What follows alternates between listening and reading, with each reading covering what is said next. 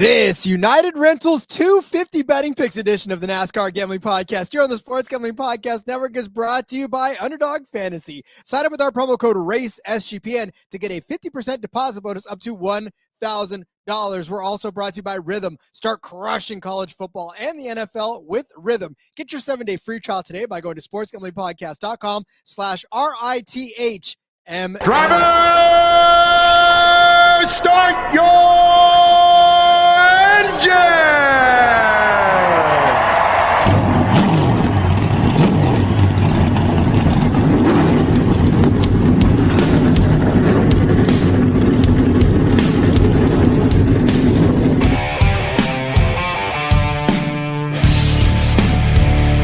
Strap in and pull those belts up tight as the Sports Gambling Podcast Network presents the NASCAR Gambling Podcast. I'll wreck my mom to win a championship. I'll wreck your mom to win a championship. With all the news and the best bets for your NASCAR weekend. It refrains me from not beating the out of you right now because you asked me stupid questions. But since I'm on probation, I suppose that's improper to say as well. If you could talk about racing things, we could talk about racing things. Now, here are your hosts, Rod Villagomez and Cody Zeeb.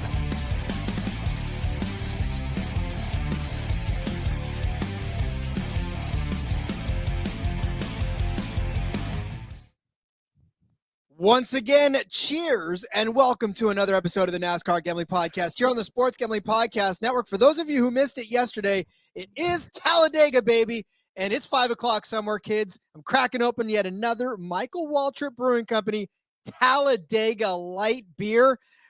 I can't even think of a more perfect way to celebrate Talladega than by drinking Talladega light beer on a day where we talk Xfinity with you, Cody. No beer for me, Rod. I broke out my legal degree here. Going to go ahead and put that into use today. So no alcohol when we're talking about legalities of things. But shout out to you for breaking open the beer nice and early out there on the West Coast. Hey, listen, like I said, it's 5 o'clock somewhere. I know it's past 5 o'clock for Nico. I think it's early in the morning. So this would be coffee. So, yeah, I don't know. This is all new territory to me. Jessica saying cheers and good afternoon, guys. Cheers, Jessica. Welcome. Corey Ford wants to know, where can we get that beer?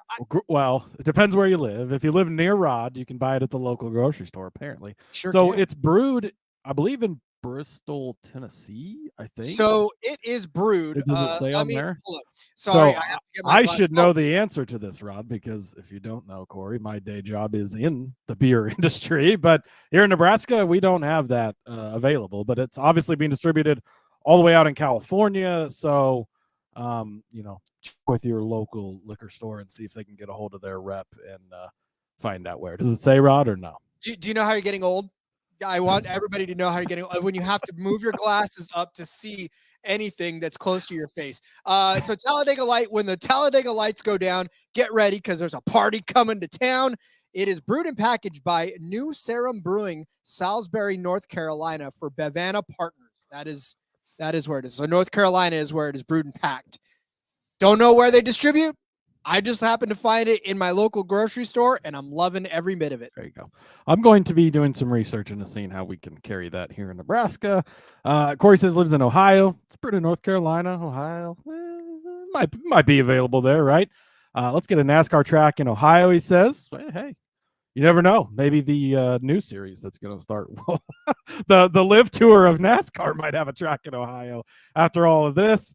Watching while he works, per the suggestion of me. You're welcome. Glad I could make your day better. Jessica said, or had too much to drink. Maybe it's not because you're old and can't read, Rod. It's just because you had too many of them. Well, you know what? No, this is the first one of the day. I had to save it for the show. So by the end of this, then we might talk. Although it's only 4% ABV. I don't know. It's all right. We got legal talk to tell you, but we also got stuff to get into, Rod. Plenty of stuff to get into today for Talladega. There's Xfinity Series stuff to talk about, but first let's talk about Hurricane Helene. It's been devastating to the people of Western North Carolina. Speaking of North Carolina, SGPN is teaming up with a local charity, mountainprojects.org, to help give back to all of those who are victims over there. The biggest donation that we get from the SGPN network is going to get a guest spot on the college football pick show and a ton of gear to go along with it. you don't really need much else to motivate you to support this cause. However, if you're the type of person too that needs a little more, this is it for you. You can go to mountainprojects.org and hit flood support to help out today. We thank you very much. Plus, the SGPN has the most DGen pregame show in the world. Saturday, the College Experience YouTube is live, and it starts at 11 p.m. Eastern, or 11 a.m. Eastern. Ooh, those boys, they'd be burning the midnight oil if it did. 11 a.m. Eastern for the NFL. The Propcast kicks off at 11 a.m. Sunday, followed by SGPN at noon East. Last second bets, DGen parlays, your calls, and so much more. Okay, Cody, I took about 10 minutes of online legal classes. So this next segment coming up, for those of you who don't know what's going on, is probably going to be as confusing as it was to me. I don't get it, Cody. What's going on? Why is the legal world all in a tiff about NASCAR this weekend? Yeah, it's very much is in a tiff here. I was trying to find here we go. Bob Bocker's story just for more bulletin points. But if you've not seen the news yet, I'm be surprised if you haven't, because it's a pretty big story. But 2311 Racing, Front Row Motorsports, the two NASCAR Cup Series organizations that have not signed the charter agreement that begins in 2025, have filed a lawsuit against NASCAR and their chairman, Jim France. Both of these things are important to note. It's an antitrust lawsuit. Their claim is by blocking the formation or growth of competing premier stock car racing series, NASCAR has been able to force the teams to accept a take it or leave it economic conditions in order to compete at the highest level of stock car racing in the United States, the complaint states. The France family has realized monopoly profits through ownership and control over NASCAR, which had exploited its economic power, blah, blah, blah. Basically, they're saying NASCAR owns the only stock car racing series that's worth anything in the United States, right? We all know that anyways. And it's not only is it NASCAR owns it, but it's the France family specifically that owns NASCAR, that owns all of it. They also own all of the tracks, right? They pretty much, for the most part, own a majority of the tracks, all those tracks.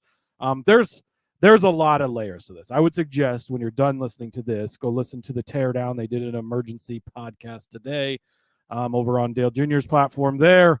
And those guys are obviously, in this, and they talk to team owners and everything. And they really get, they get all of the kind of inside details, and they have an hour and a half to talk about all of this. We're going to get to the Xfinity Series and give you picks as well. But, basically and they've also hired the lawyer, which where is his name at? The one on the billboard, the one that has the big thumbs up when he says, "Did you get hurt in an accident?"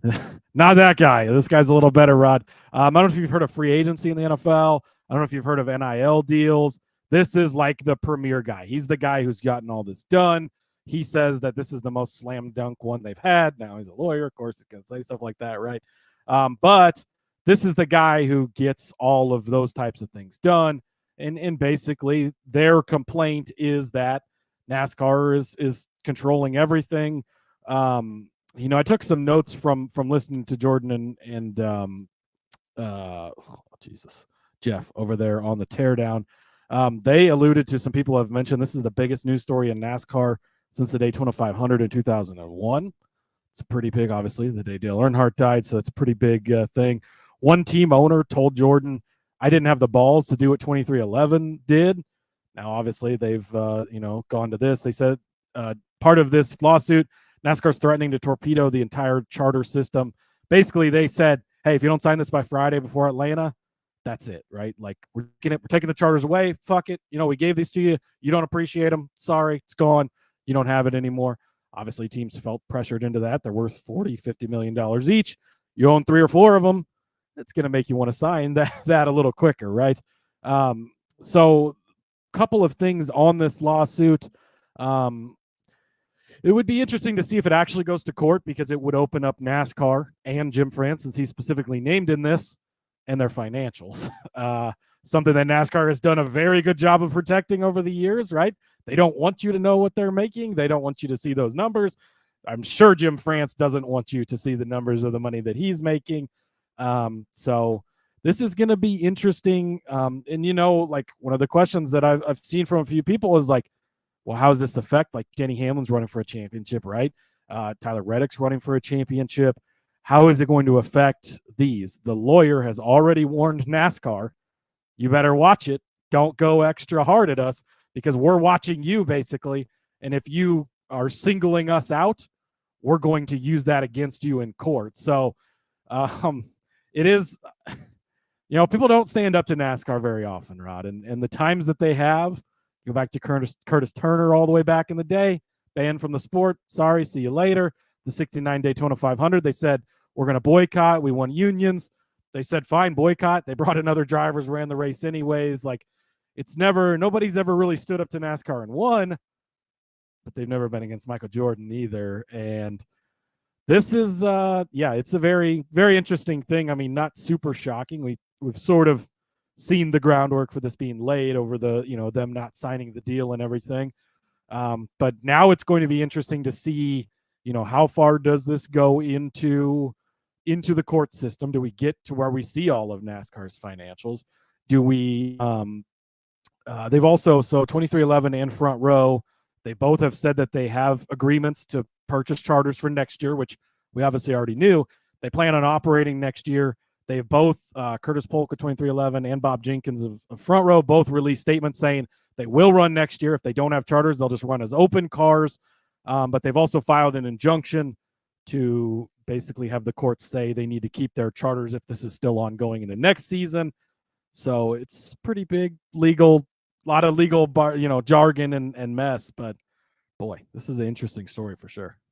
Well, when you look at all of the sports and all of the leagues that have been pretty much in the crosshairs for folks, the NFL talked about that being one of the biggest juggernauts in the entire world, and how leagues like Arena Football, like the UFL, like the XFL, they try to come at these guys, and it's so difficult because they've got a stranglehold on the type of, now this of course is a unique situation in which one family has pretty much the entire the run of the entire company. So I don't know that we're ever going to get a secondary league, I guess we'll call it a secondary circuit that's gonna rival NASCAR. Well, and we had that ish in ARCA, right? That sure. was kind of it wasn't ever going to compete, but NASCAR bought that and controls that as well now. So, well, like Tony Stewart, doing what he does for his racing series, and then all of these other racing series that are out there trying to kind of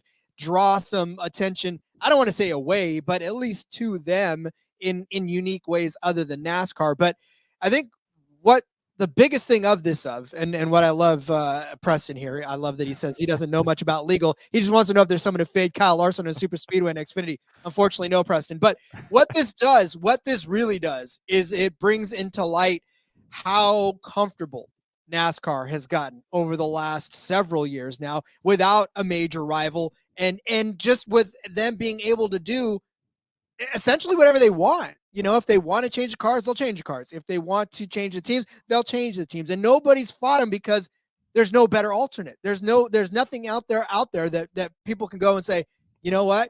If you don't want to, if you want to do this, fine, we'll go over here. You can't do that. And it's a lot like the NFL. It's a lot like Major League Baseball. It's the NBA. You can't just go out and say, yeah, but even those are all collectively bargained, and they have a union, players unions, and this is where NASCAR has all the control, and NASCAR always has. I mean, if you listen to the old stories back in the Bill France senior and junior days, like what Bill France said was it. You didn't argue with Bill France. If he said it, that's how it went. And same thing with Junior. And Jim is a lot that way as well. And I don't think he likes to be told, this is where we don't like what you think. Like, this is what it is, right? And that's what NASCAR did. And almost all the teams caved and said fine and signed the deal. But now that's all. That's anything. Look through the history, right? It takes one or two people to stand up for something. That's what gets a movement going. Now the biggest question is going to be, do some of these other teams come out and they're like, hey, we feel like we were coerced into signing this. Like, we want to join you. Or do they just sit back and let them take all the heat for it and hope it turns into a better deal for them, right? But it's going to be a pretty interesting story to follow. But I mean, I don't know. I don't have a side, obviously. I just love NASCAR and want the teams to be happy and the sport to grow. And but seems to me like they might have a decent case at least. Silly season about to get a hell of a lot sillier over the course of the next few months. And we'll definitely keep an eye on it for you and how that impacts everything going forward. But we have Xfinity to talk about for the rest of this episode as the United Rentals 250 takes to the Talladega Superspeedway. We'll get to all of our favorite picks on the other side of the break. But first, let's tell you about Underdog Pick'em. Underdog Pick'em has one of the biggest menus for all of sports. You get NFL, college football, MLB, MMA, WNBA, NASCAR, Formula One, and more. And whatever series pops off that rivals NASCAR, Underdog will probably have that too. Lobby is jam-packed with profit boosts. You can now use specials and boosts on all flexed entries. We already know what we're using our worse than and our underdog pick on. Wherever you can find Kyle Larson worse than, doesn't matter if that number is 40, we're still going worse than, he'll finish 41st. He'll finish like dead last in the Xfinity Series, which is obviously 40 cars past that, and then 40 cars there, whatever. Worse than Kyle Larson this week. That's what we're using on sign up with our promo code RACESGPN. In the meantime, to claim your special pick and first time deposit offer up to $1,000 in bonus cash, underdogfantasy.com, promo code RACESGPN. Rod King checking in the chat. Evening, gentlemen. Austin Hill or the field?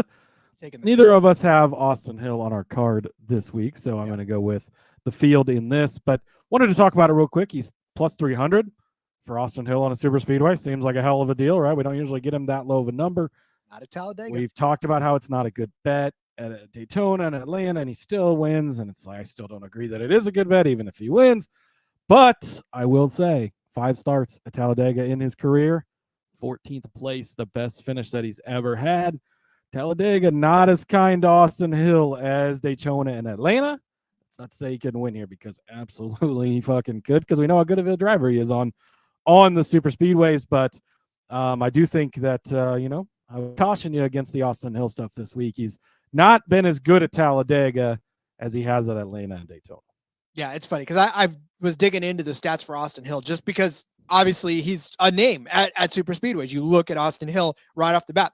Can he start on the pole on these? Yeah, because he does. That's where he does. He starts on the pole on all of his races. Yeah, 3 in a row here, and he's been on the front row 4 of the last 5. So and has not finished better than 14th in any of those. And it's not, for lack of trying. Obviously, it's just and I mean, he led 67 laps. He led 60 laps. He led 14 laps. He led 41 laps. Like, he started up front and led laps like he does at the other super speedways, but he's also not, been the leader at the end of the day, like we've seen him at the other ones. So hasn't made either of our cards, but just wanted to bring that up since King had brought it up in the chat. Sheldon Creed, not his teammate this year, so that means that he may dodge a little bullet there, but yeah, still not very good on this track. Speaking of this track, it is the Talladega Superspeedway. We are set for 94 laps around this 2.660 mile paved track for 250.040 miles around the Talladega Superspeedway in Talladega, Alabama for the United Rentals 250. Cody, there's some names in here that we can recognize and cheer for in this entry list. And honestly, can't wait for this race because this is going to be fun. There are names in this part of it that were not in the spring, so we get a chance to have some fun with this this time around. Yeah, and it's a playoff race, of course, so no Cup Series guys in this one. 39 entries for 38 spots, Rod. David Starr making a return to the series in the number 14 car. Take that for what it's worth. In the number 15 is Dylan Lupton. This is sort of, I guess, important. He's going to be driving the rest of the season in that 15 car. Of course, we know that that is going to be Harrison Burton's ride next year. And they actually brought in a decent crew chief for Harrison next year. So we'll see. Maybe that would be worth something. But this Dylan Lupton guy will be in the rest of the season. So you'll continue to see him on the entry list. Taylor Gray back in the 19 for Joe Gibbs. Eric Almirola, we talked about it last week. He's going to be in the 20 car the rest of the season. They're going for that owner's title. Of course, locked into the next round of the playoffs with that win last year for the owner's championship. Of course, he's not racing for points. My guy, Rod Dean Thompson, he's jumping up into the Xfinity Series. Second career start. He's going to be in the 26 for Sam Hunt Racing. Jordan Anderson back in the Jordan Anderson Racing number 32 car. Be talking about him today as well. Joey Gase, Cesar Baccarella, Carson Ware returning in the 53 car. Carson Kvapil in the 88. We talked yesterday. He has been been brought on full time for JRM for next season. That's going to be exciting. He gets another start in the 88. I believe this might be his last scheduled Xfinity start for this season. And then Nick Lights is kind of the last guy that's highlighted on the entry list here. So, yeah, it is definitely a full entry list of different drivers, I guess, than just your regulars. Yeah, but again, a lot of fun. And unfortunately, once again, we don't get top 10s for the Xfinity Series, so we'll be giving out a lot of top 5 bets. But I found some good value, to be honest with you. This was a race where I actually found pretty decent value on the picks that I like. Yeah, and I love it when I see Rod gets these extra bets in, which is always great. Makes my heart happy because he's taking after me in doing so. Yeah, it is. Again, we don't get the top 5s in Xfinity, which always makes things tougher, right? We don't get the top 10s, rather. We get top 5s, but we like top 10s a lot better, but top 5s will settle for them. I've noticed on some guys, boy, they really watered down the number, right? And you're like, not as big, but they left a lot of them out there that are a lot bigger. It hasn't contracted as much as the Cup Series as far as the top 5s go. Now, the Xfinity Series tends to end up being more chalky than the Cup Series does. So I will kind of preface this with that.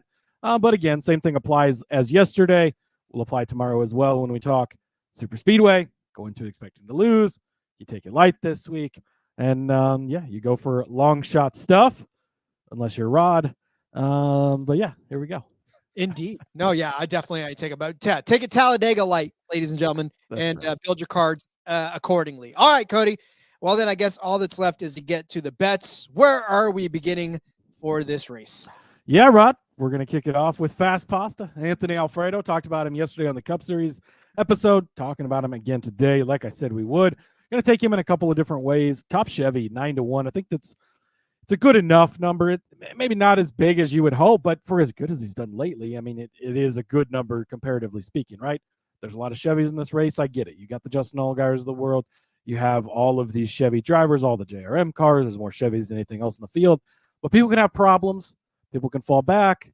And again, if Alfredo's getting you a good, strong finish, then that might just doesn't matter what other people do anyways. So I like him top Chevy at 9-1. I'm also going to take his top 5 number at 4-1, Rod. Finished third place here in the spring. Well, that's a pretty damn good run, right? We already had this race earlier this season. Third place. That's inside the top 5. I don't remember who won or finished second in that race, but it's pretty close to top Chevy if it wasn't. Go back to the spring of 2022. He also had a 6th place finish here. A 6th place finish again in 2020 as well. He's been top 12 in 4 of the last 6 races here at Talladega specifically. So again, survive to the end, be there with a chance. That's what we need. Look, Alfredo, we've talked about him all season long. We even gave him out as a pick last week at Kansas, even though it wasn't a restrictor plate, a super speedway, a drafting track, whatever the hell we're calling them these days, Rod. It wasn't one of those races, but just because we've been so impressed with what we've seen from him. He was 8th place at Daytona last season, a 7th place at Daytona in 2022. He was 7th at Atlanta earlier this season, 4th at Michigan a couple of weeks ago. Again, that was a drafting track race, right? They raced this package. It raced like in Atlanta. Now Talladega, bigger than Atlanta, races a little differently, but still the drafting track. We only have so many races to look at. Great finish there. You like that. He's also got 3 Cup Series starts, or he's got more than 3, but his last 3 Cup Series starts, Rod, 12th, 10th, 6th in the Cup Series. Like how that translates into the Xfinity Series for Anthony Alfredo. So top finishing Chevrolet, 9-1, top 5, 4-1 for Fast Pasta.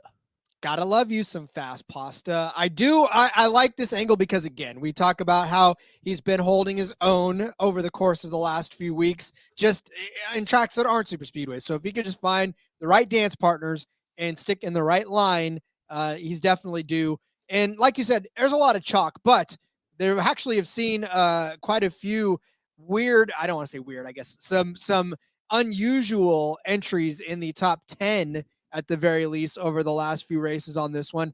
And at the Alfredo, like you said, finished 3rd in the spring in this track. You had Leland Honeyman in that. You had Brandon Poole in that. You had Cesar Beccarella in that mix as well. You even had Mason Massey an 11th place in that one. And Haley Deegan even finished 12th in the spring in this race. So strange things can happen, and Anthony Alfredo can finish inside of the top 5. So I definitely love that. Speaking of strange things that can happen in a world where Justin Allgaier doesn't run well on one particular track, this is that track. So I'm going to take a pair of head-to-heads featuring Justin Allgaier. And even though you know my bleeding heart for that 7 car, I'm going to have to take the other driver over Justin Allgaier in both cases. I'll take Sheldon Creed first over Justin Allgaier, minus 115 over on Caesars. I'm just going to start by reading off Justin Allgaier's Xfinity Series results at the Talladega Superspeedway. Since we'll go back. Okay, look, so he had a great run, right? In between 2011 and 2018, in which he finished 7th, 8th, 5th, 2nd, 8th, 3rd. Very hard to beat a guy when he's finishing like that. However, 2019, I don't know, maybe it's age. I know that, nowadays in the morning when I wake up, things hurt that I didn't even know I had on my body, let alone whatever. So Justin Allgaier, not as old as me, but you're getting up there in age, Justin. So I don't know, maybe it's soreness. But 2019 in the spring, 28th in 2020, 29th in 2020, 29th in 2021. He did have a 3rd place finish in the fall of 2021. Hooray. However, 22nd, 15th, 28th, 38th. I don't know. Talladega's got his number, man. It's just not even been close for Justin Allgaier at Talladega. Now, I mean, you can't say the same when you come to Daytona. Daytona, he's actually had a great run, right? He's had 6 runs out of 7 inside of the top 10. A few of those actually even top 5s and top 3s. So great run there. And then Atlanta in the new Superspeedway configuration, actually not good. So Daytona really the only drafting track that Justin Allgaier has been good at. Now, turn your attention to Sheldon Creed in the Xfinity Series here at Talladega. 24th place finish in the 2-car to start his career off, but then a 12th place, 2nd place, and then in the spring in this 18 car, a 6th place finish, which by all rights and accounts is much better than Justin Allgaier in any of that. So, I mean, this track alone, Sheldon Creed's been whooping his ass. So I'm going to give Sheldon Creed the benefit of the doubt there for this one. And then I'm not even going to read off Eric Almirola's finishes because we all know what that 20 car is capable of. They're putting him in a matchup against Justin Allgaier, minus 115. I don't tell you to hammer things very often, but this is a hammer of all hammers. I just got done telling you about how bad Justin Allgaier has been on this track. The 20 car alone has won more races than Justin Allgaier's even finished in the top 10 over the last few years on this particular track. So it almost seems like an unfair advantage for Almirola. And I really don't understand why they put Almirola in a matchup against Justin Allgaier. Maybe they want your money because they're thinking to themselves, hey, guess what? They're going to say Justin Allgaier and how can he beat Eric Almirola, or how can Eric Almirola beat Justin Allgaier? It's true. John Hunter Nemechek finished 7th at Daytona earlier in the season on this particular track. Ryan Truex, 34th on the Superspeedway. Not very good there. But Ryan Truex came back and won Daytona in a drafting track. And then 10th place for Ryan Truex in Atlanta. 20 cars good.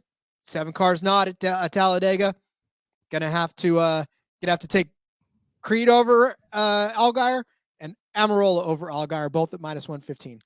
2 JGR cars over a JRM car. We all see what you're doing here, Rod. You're betting against Allgaier. Then when he wins, you're going to be like, shucks, I should have known. I should have known that a JRM car was going to win, and it was going to be Justin Allgaier. All right, we're on to you, Rod. But I don't really have much of an argument against this. I am going to be on both of these JGR cars. Surprise, right? Later on in the show. I don't love minus 115 head-to-heads on a super speedway unless it is about Kyle Larson, but that's another story for another day. Or yesterday, really. But other than that, yeah, I think I think you've got good points, right? I think that Creed and Almirola have been pretty good here. The cards have been good, obviously. And look, if something's going to happen, it's going to happen against Allgaier. Finishes haven't been here at Dega as well. So, yeah, no arguments. Finishes have just been horrible at Talladega for Justin Allgaier. So I love it. Dos Flacco saying, cheers, boys. Time to make some significant bets this weekend. He said some significant. Oh, significant. Rod. Come on, Rod. You can't let. Yeah, geez. The beer is really getting to Rod today, friends. I'm sorry about that. Beer is better than Advil, by the way, Jessica says. But, yeah, don't let that significant bets pass you by. Stay tuned, Dos Flacos. You know they're coming. My bad. My bad. All right, we'll get to some more of our significant bets here in a few.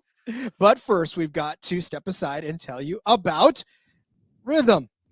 SGPN's proud partner, Rhythm, is the #1 AI-powered sports betting platform that helps provide bettors of all levels the ability to build custom predictive betting models in seconds and get predictions for betting on money lines, spreads, totals, and props. You can build your own model, copy one of the top performing models from the leaderboard, or press build a model for me, and Rhythm is going to give you predictions for every game and player prop, and also has a myriad of stats, research, and trend analysis to give you even more betting insights. Thursday night football is right around the corner, and I am trying to look. I did not give Baker Mayfield his flowers, and apparently he decided to resurrect his career. So good on him, I guess. But I'm trying to build a model to try to figure out how many passing touchdowns he is going to have. So I put it all in Rhythm. His number is set at 1.5. I want to say over because guess what? Baker Mayfield's been throwing touchdowns left and right. So the over is at plus 105. I wanted the model to tell me that I was correct in my assumption. It did. So now I'm taking the over on Baker Mayfield at 1.5 touchdowns passing on the game. I hope both of them go to Chris Godwin because that's where I'm on as well. But yeah, Rhythm can help you build that model as well. You can actually claim your 7-day free trial today by going to sportsgamblingpodcast.com/rhythm. That's sportsgamblingpodcast.com/RITHMM. We're also brought to you by BetUS. Bet with the best in the business, BetUS. BetUS has been around for more than 30 years. You can easily deposit using cryptocurrency and get lightning fast payouts. U.S. players are always welcome. We love BetUS. We're giving you BetUS picks all throughout this show, so we'll highlight one of those later on as well. You can use our link in the process to sign up and get a 125% deposit bonus on your first 3 deposits. Go to sportsgamblingpodcast.com/BetUS. That's sportsgamblingpodcast.com/BetUS. Promo code SGPN so they know that we sent you. BetUS, America's favorite sports book. Yeah, they've actually got some really good lines, BetUS, right now on NASCAR. They always have. I've got a couple of them, a couple of top 5 ones that I absolutely love off BetUS. So stay tuned for those. They're doing a great job over there, Rod. And again, they got that crypto. Nice. Works a lot of places. So that is great. All right, Rod. Next up for me, we're going to my guy, Dean Thompson. Top Toyota, 8-1. This is simply put a system play, Rod. You're giving me a group of 5 drivers. One of them is 8-1 on a super speedway drafting track. That just doesn't line up. Now, the Toyotas, there's only 5 in this race. Yes, he's in the 26 car. We know it can have problems. It's Dean Thompson. We also know he can have problems, right? And it's a tough group that he's against. It's Eric Almirola. I'm going to make a case for him in a bit. Sheldon Creed, I'm going to make a case for him in a bit. Chandler Smith, I'm not going to make a case for, but I could make a case for him. And Taylor Gray, maybe the weaker link, but again, but then Dean Thompson, and he's 8-1. You know, Eric's only plus 160. Even Taylor's only 4-1, but Dean is 8-1. He shouldn't be 8-1, Rod. The reason for that, we've talked about this many times, he only has to beat 4 cars. Have we ever at Talladega seen 4 Toyotas take each other out, Rod? We just saw it in the spring in the Cup race. It can happen. One wreck, all 4 of them get swept up. Maybe somebody has a tire go down early in the race, has an engine problem. We've never seen engine problems with Toyotas, right? They've had a lot of those lately. Taylor Gray just had one last week at Kansas. So things can happen. Things can go wrong. If all of a sudden Taylor Gray drops out of the race and then Chandler Smith wrecks, now he just has to beat Sheldon Creed and Eric Almirola. Well, first of all, he's already in an equal car because of the fact that it is a super speedway track. And anything could happen to those guys. At 8-1, it's just too much of a disparity. If you're getting anybody in a group this small at this number, I think you have to take it. Then I can also actually make some good points for Dean Thompson, Rod. So I will do just that. Only one Xfinity Series start for him. It was at Charlotte. The car had some problems. Not a shocker there, right? Because that can happen with this car. So not a great finish, but also not a drafting track. But you go back, 10, and the rest of this is all Truck Series because that's where he runs, obviously, normally. 10th place at Atlanta, made it to the end, good finish. 3rd place here at Talladega last season in the Truck Series, made it to the end, had a chance at the end.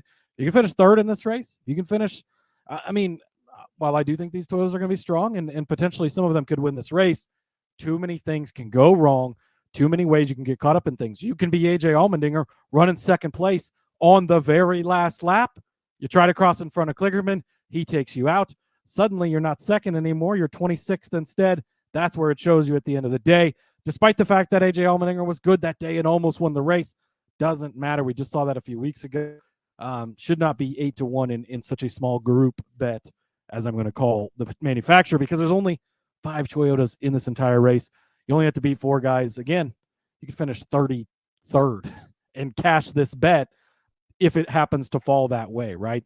It's nothing against the other Toyotas. I think they're going to be good, and I'm going to bet on them in different ways later. But it's just a system play, a numbers play. You have to take a bigger number in a smaller group like that on a drafted track every time. Well, yeah, and Dean could be running 15th and have 4 other Toyotas up there in the front. Almirola, right? Truex, like all these guys, or not Truex, but all these guys that are running up there, and they all could just turn right. One wreck. It's, we've seen all 4 JRM cars wreck out in the same wreck that they caused before at a drafting track. Like, it just doesn't take much. They could be running 1, 2, 3. Somebody gets squirrely, and suddenly Dean Thompson is the last Toyota standing, and you've got a ticket on him at 8-1. Yes, sir. Gotta love it. All right. I'm going to go back to Creed. I know I took him over Allgaier, but I'm also going to take him to win Group A over on Caesars at plus 260. I think that's Caesars. Somebody double check my work. I didn't write it down. It's either Caesars or Bet365. I feel like it might be Bet365. I had it written down and then I didn't put it in the doc. So I have Creed to win Group A at plus 260, which has Justin Allgaier in it. So if you double down on the head-to-head already, then you're going to get that as well. So I already talked about Creed over Allgaier for sure. I gave you all of Creed's finishes in this one. This is on Caesars. Good. Thank you very much, Cody, for that. But we're throwing in Parker Kligerman and Cole Custer. It's going to be tough for Parker Kligerman because you think that Parker Kligerman's been doing well over the last few races, and he has, right? Parker Kligerman has done pretty well for himself. He finished 3rd at Daytona, then turned around 2nd in Atlanta, 7th at Watkins Glen, 16th at Bristol, 12th at Kansas, but very easily could have a day like he did at the beginning of the season where he finished 25th at Daytona. He finished 29th at Talladega. He finished 19th at Atlanta. Now, we know that those 3 races in and of themselves are all drafting tracks. Very poor finishes. We know that Sheldon Creed finishes well here at Talladega. So it's definitely, you gotta be within the top 7 or 8 to beat Sheldon Creed in this particular race. And I mean, I know that Parker Kligerman's had that kind of speed, but I don't know. I mean, the fire's still there, but this is a drafting track. Anything can happen. Sheldon Creed can maybe be the one to take Parker Kligerman out if they're running 7th and 8th and something happens and it gets a spin around and all of a sudden here comes Sheldon Creed to finish better than Parker Kligerman. Now, for Cole Custer, a little more checkered past here at Talladega. 26th place finish in 2017, then 9th, then 34th, or 32nd rather, then 4th, then 10th earlier this spring. So again, this is a group that will probably be running around each other, and it's just a matter of who's going to come out on top. We've seen, obviously, Sheldon Creed do well this season at all. Like, second place is his floor, or is his ceiling, rather. Well, and I guess is his floor most of the time, too. But yeah, I mean, listen, Sheldon Creed's going to be in the top 5. He's going to be somewhere in the top 5. These other cars have to figure out where they're going to be, and I think Sheldon Creed will be at the beginning of all that. So give me Sheldon Creed to win Group A over on Caesars at plus 260 over Allgaier, Kligerman, and Custer. Yeah, this is a tougher group, right? Kligerman, we know what he can be on super speedways, and Custer as well. Allgaier, you sort of already made a point against him earlier, so you don't hate that. But I like Sheldon Creed. I'm going to talk more about him later, Rod. So, yeah, I don't mind that at all. Breaking news that I would like to point out. The Astros have been eliminated from the playoffs, Rod. Fuck the Astros. I absolutely hate that team. I'm very happy for that news. Now, back to NASCAR. Next up for me, Rod, Jordan Anderson, top Chevy, 14-1. Jordan Anderson is one of the people that they have corrected the odds on. He's only 5-1 for a top, or 4-1 rather, for a top 5. That's where I wanted to go, but it was like, just the number not quite big enough, right? And so went with the manufacturer instead. Now, look, you got Austin Hill in this group of Chevys, obviously, but look, Austin Hill does not have the success of Talladega. You got Jesse Love. Jesse Love is 1-for-1 winning at this track, so that's pretty good stats, right? But anything can happen with that. AJ Allmendinger, it's a tough group of Chevys, right? And there's a lot of Chevys in this race. Most of the field is Chevrolets. But Jordan Anderson, Rod, really, really good super speedway guy. Look, he owns this team. He doesn't race very much. When he races, it is on super speedways, and there's a reason for that. He's got 2 Xfinity Series starts here. One of those finished in 5th place, 21st in the other one. So again, it's not always going to be great. But a couple weeks ago at Daytona, finished in 6th place. You like that. That's going to put you in position to be top finishing Chevy. Also, Daytona back in the spring, 4th place finish. He's got 1 truck start at Daytona, finished in 2nd place in that one. That's pretty good, right? Top 11 in 3 of the last 6 at Talladega in the Truck Series as well. Jordan Anderson knows how to get to the end of these races. Guy I wanted to be on, even his outright number, like only 28-1. So this was kind of the one place that you could bet on Jordan Anderson. And so I wanted to make sure I get in on him. I think a 14-1 at Top Chevy, you could get it done. Maybe again, some Chevys get wiped out and stuff. That's how things can go, Rod. So yeah, give me Jordan Anderson, top finishing Chevy at 14-1. And there's a reason that the only way or the only time he comes out on the track is for these super speedways is because he knows that anything can happen. And it's not, I mean, it's grueling and it's taxing and it's a long day of close quarters racing. But at the same time, you know that your car is just as competitive in most instances than the rest of the cars out there. And it's a lot of fun to actually race when you can actually do something other than get lapped several times over because your car is not necessarily faster than everybody else's car out there. So I love this angle. Speaking of a guy we don't normally talk about very often is Jeb Burton. Jeb Burton, top 5 car, plus 400. Again, I would even go so far as to have a top 10 at 2-1 on this one, because guess what? I mean, 2-1 still good. You're doubling your money. I think Jeb Burton is definitely in line for a top 10 finish on this particular track. Why? Because 2 times out of his last 2 races on this track has he finished inside of the top 10. Oh, and guess what? In 2003 in the spring, he actually won this race. So Jeb Burton in that 27 car winning at Talladega in 2003. He finished, 9th in 2024 in the spring. He's actually won another race in 2021 on this track too. So he's got 2 wins in 8 starts on this track. Not bad. And that 2021 win was actually in the 10 car, in the College car, which, as we know, College cars equal good on super speedways. So Jeb Burton, a very talented Talladega driver. Now, if you look at his other drafting track finishes, Daytona's not been kind to Jeb Burton. Average finish of 15.1. His best finish since we'll go all the way back to 2022 was 11th place in 2023. Did have a couple of 4th place finishes in that 10 car, but since joining the 27 team, his best finish on Daytona, 11th place.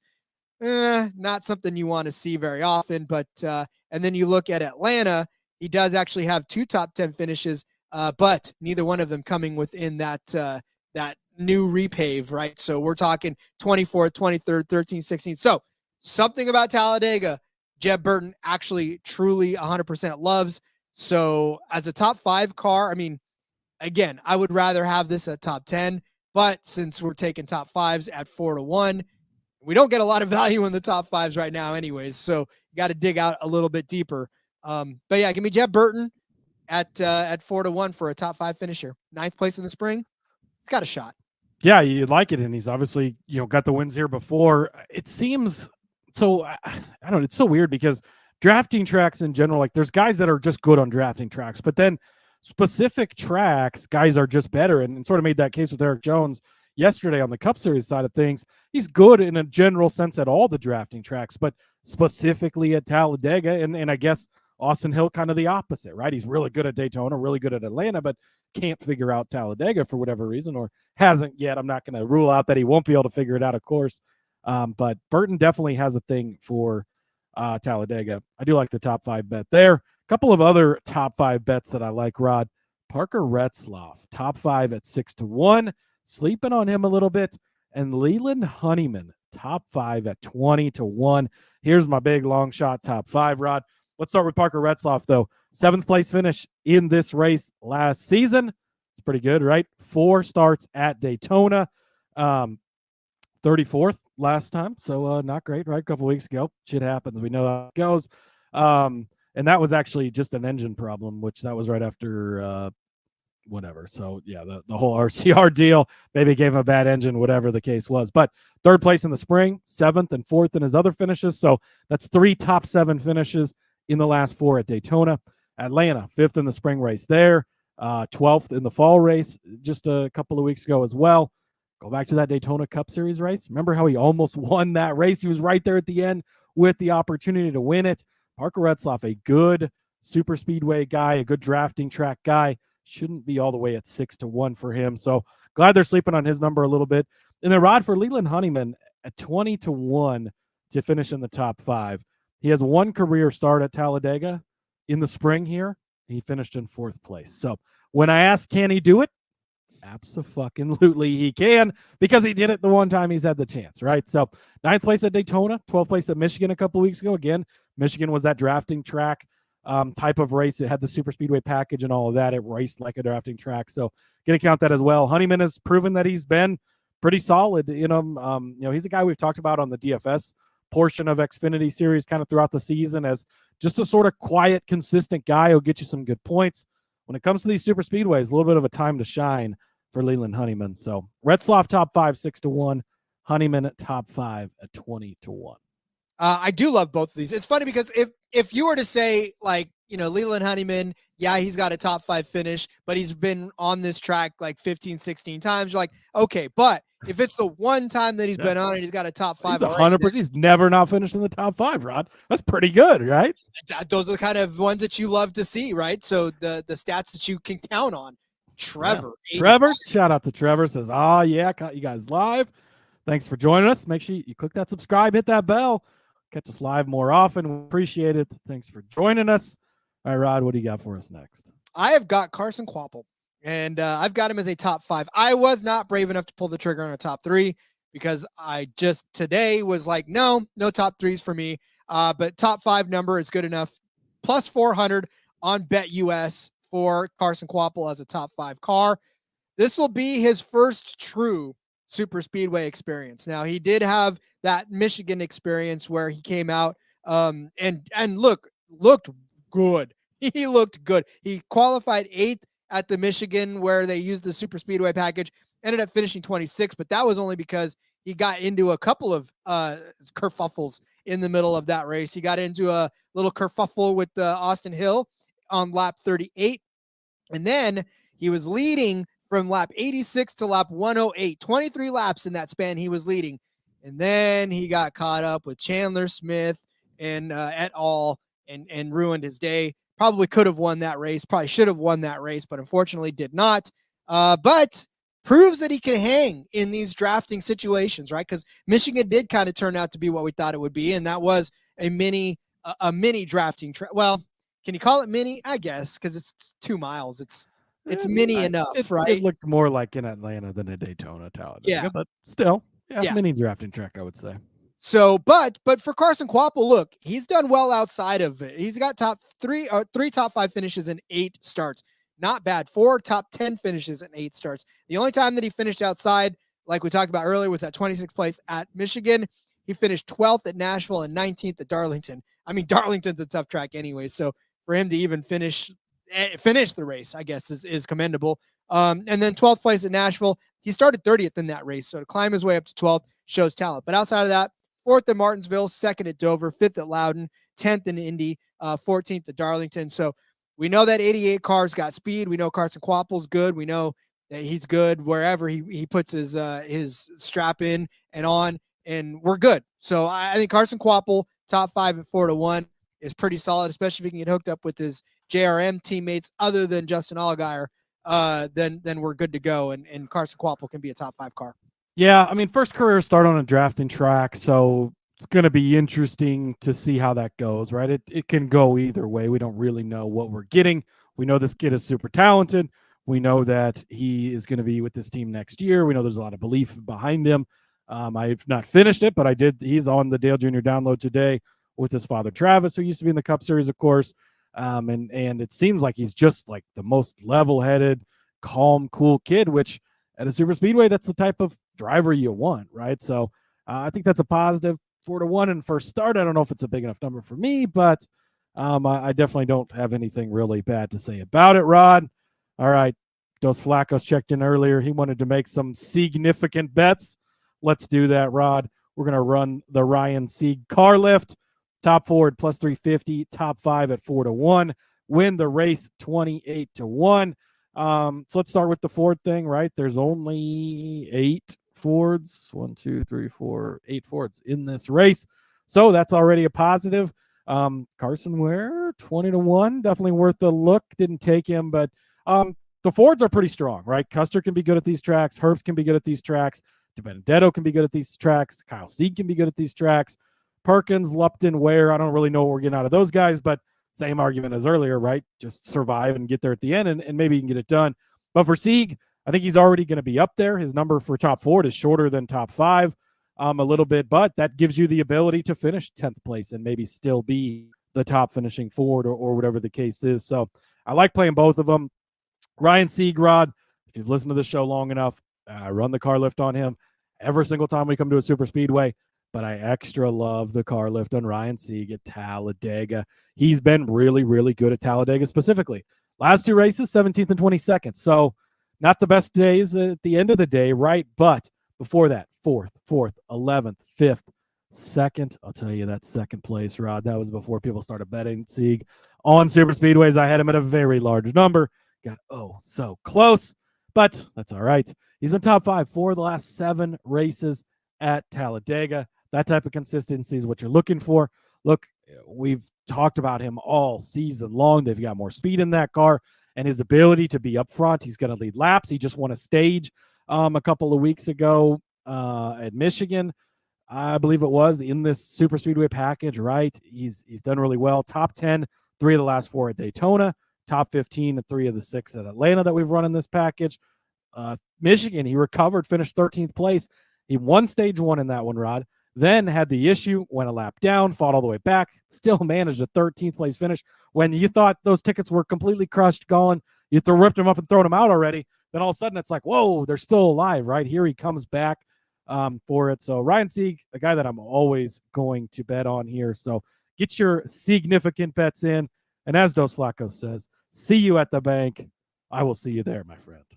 So, and just to further the point on the Ford, you talked about Riley Herbst being good. Yeah, he's good, but he can also finish 23rd, 27th, 35th, 37th. Like, he was runner-up in the never spring. seen Riley and Cole take each other out on pit road at a super speedway before, have we?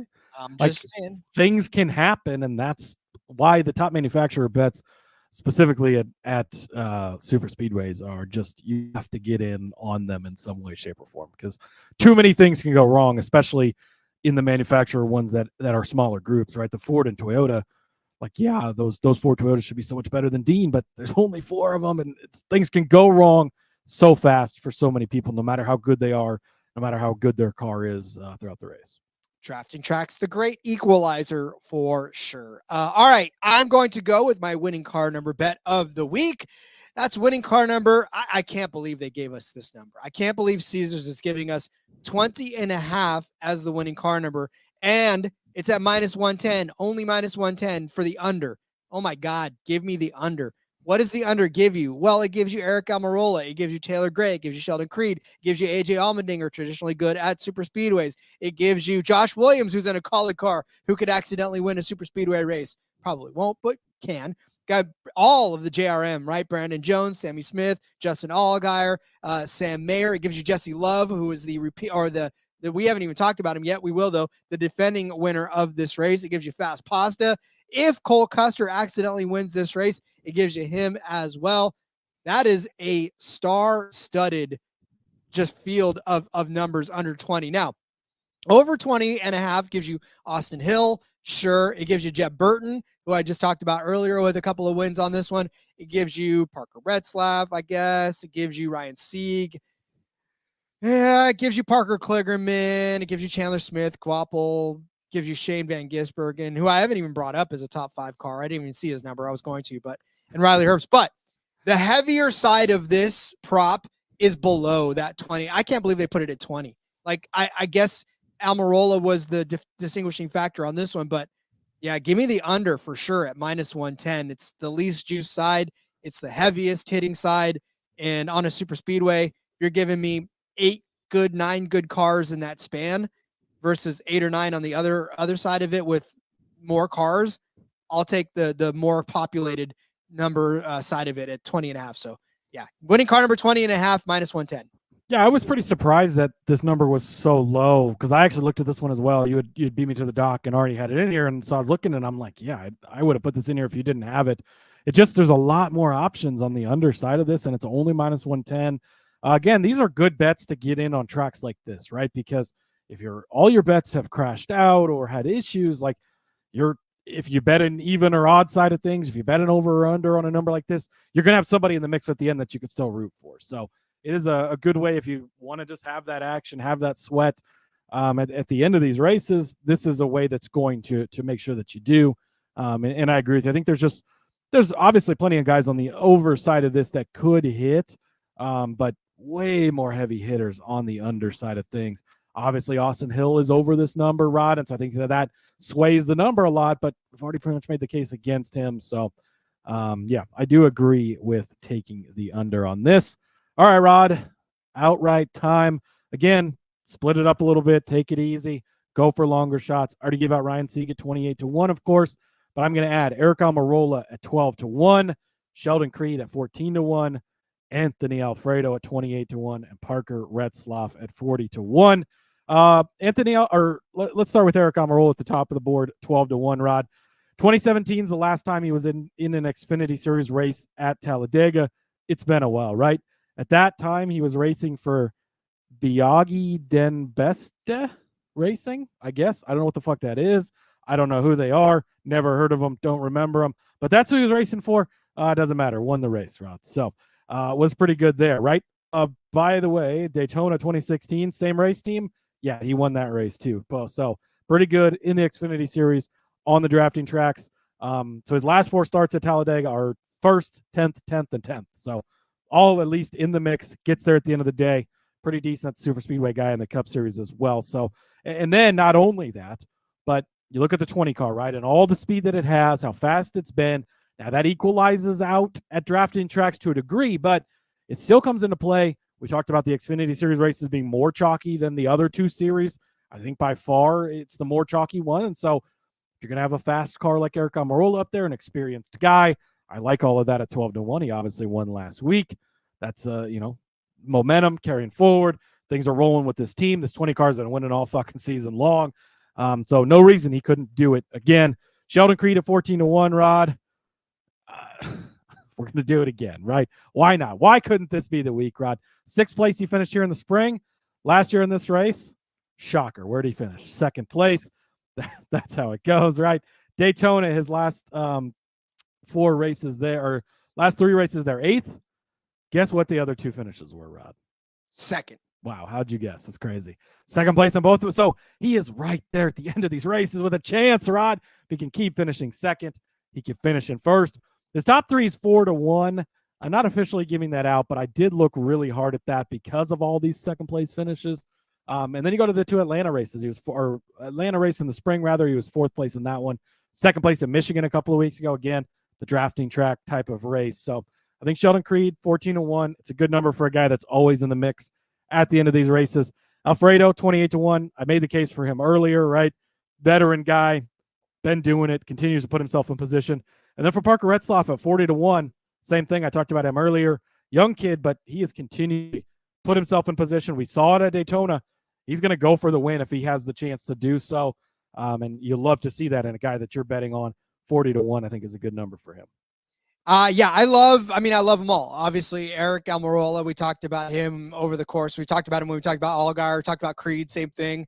Alfredo, good long shot. So, yeah, I love him. Normally, I have something to argue with you about in the Xfinity Series, Cody, but I can't argue with you on this particular episode because you're picking all the good guys that I think everybody should be on as well. So then I put one in the, I just one in the chamber. This is what I do. Jesse Love, 7-1. The guy is the defending champion of this particular track. Look, it's 7-1. He's never not won the Talladega Xfinity Series race when he's entered, Rob. There it is. The one stat that you need to know. He's just never not won it. And look, I'll go a little farther. We'll back this up with a few more stats to that. What does he do in his first 2 Xfinity Series starts on super speedway, drafting track, plate race restrictor? Anyways, he parks it on the pole on both Daytona. He doesn't know what he doesn't know, right? He comes out, he puts it on the pole at Daytona. Granted, it was a 20th place finish there, but still, he put it on the pole. That means he had speed to begin this particular race, and then comes back in Atlanta and is like, oh, that was easy. Let me do it again. Puts it on the pole again. Now, granted, he finished 12th in that race, so not a good finish for him there, but comes back out at Talladega.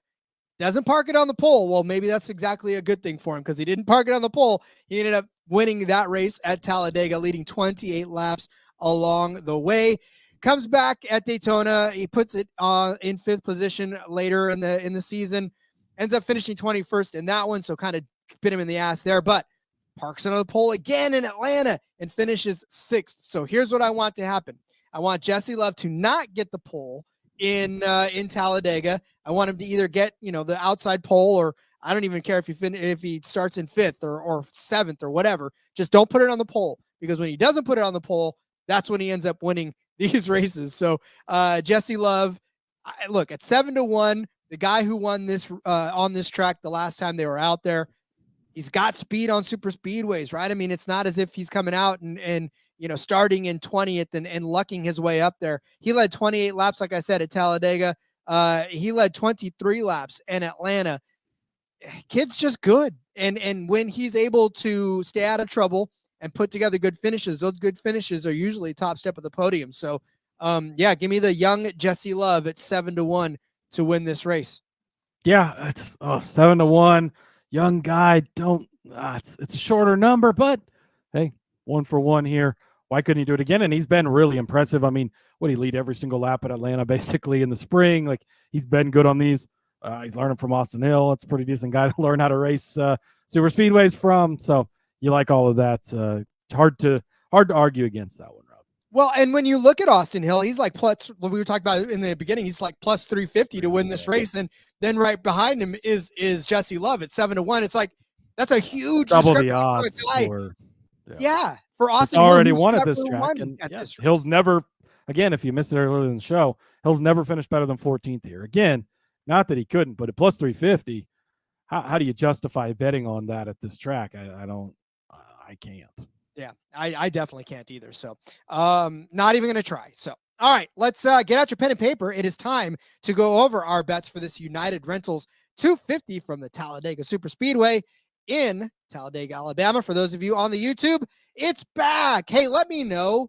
I'm trying something different with the fonts here. I've got the colors kind of offset so you can tell which bet is which. Let me know how you like that. If you like it better, if you want me to go back to the old way, we're here for you. Remember, and for those of you listening on the podcast, I'm going to change my voice a little in between bets. That way, which ones are separate. I'm just kidding. I'm not going to do that. All right. Cody started you out with Anthony Alfredo as the top Chevy at 9-1. Added Anthony Alfredo as a top 5 car also at 4-1. I said the Sheldon Creed. Oh, sorry. No, I'm not. I said Sheldon Creed would finish better than Justin Allgaier at -115, and that Eric Almirola would also finish better than Justin Allgaier at -115. Cody said Dean Thompson as the top Toyota is a good bet at 8-1. I said Sheldon Creed would win Group A over on Caesars at +260 over the likes of Justin Allgaier, Parker Kligerman, and Cole Custer. Cody gave you Jordan Anderson as the top Chevy at 14-1. I said Jeb Burton would be a top 5 car at 4-1 over on BetUS. Cody gave you Parker Retzlaff as a top 5 car at 6-1. And Leland Honeyman is a top 5 car at 20-1. I said Carson Kvapil, top 5 +400 over on BetUS. Cody's riding the Ryan Sieg car lift as the top Ford at +350, top 5 at +400, and the 2-win at 28-1. I said take winning car number under 20.5 at -110 over on Caesars. Cody gave you Eric Almirola at 12-1, Sheldon Creed at 14-1, Anthony Alfredo at 28-1, and Parker Retzlaff at 40-1 to win. And I said I love at 7-1 to win this United Rentals 250 race. Oh, TK calling you out, Rod. No SG. I did look it up. It is 7-1, 7-1 for his top 5 number, Rod. Consider taking him. I know you talked about him on the Cup Series show yesterday.